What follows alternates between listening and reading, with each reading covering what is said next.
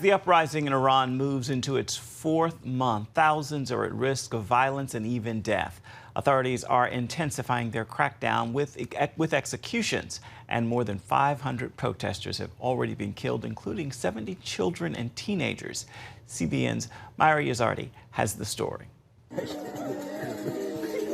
The newest victims, 22-year-old Mohammad Mehdi Karami and Mohammad Hosseini, were sent to death by the Islamic regime. Iran's Supreme Leader Ali Khamenei called for authorities to address ongoing nationwide protests in a stern and fair manner. He also repeated an allegation that foreign powers had prompted the unrest without providing evidence. The remarks by Khamenei could embolden authorities to continue the harsh punishment of detainees. At least 4 young men have been executed since the demonstration began, following internationally criticized rapid show trials.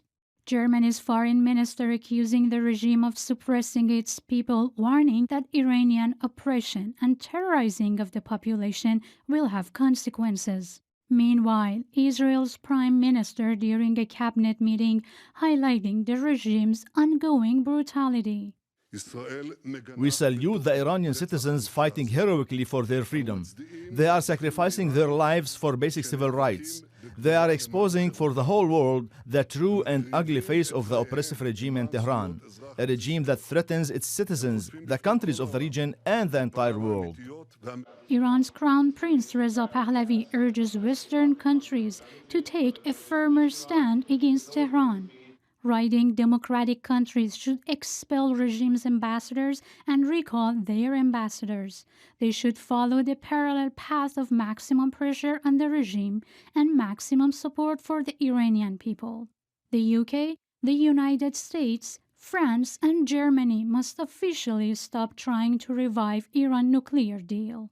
Here in the U.S., former State Department spokesperson Morgan Ortega's warning the situation could get even worse, remembering the regime in the 1980s murdered thousands of opponents and buried them in nameless mass graves.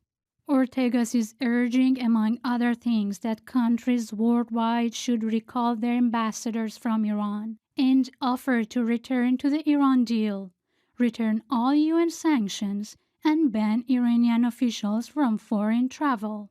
Meanwhile, the protests continue, with Iranians holding massive rallies worldwide in support of the ongoing uprising inside the country.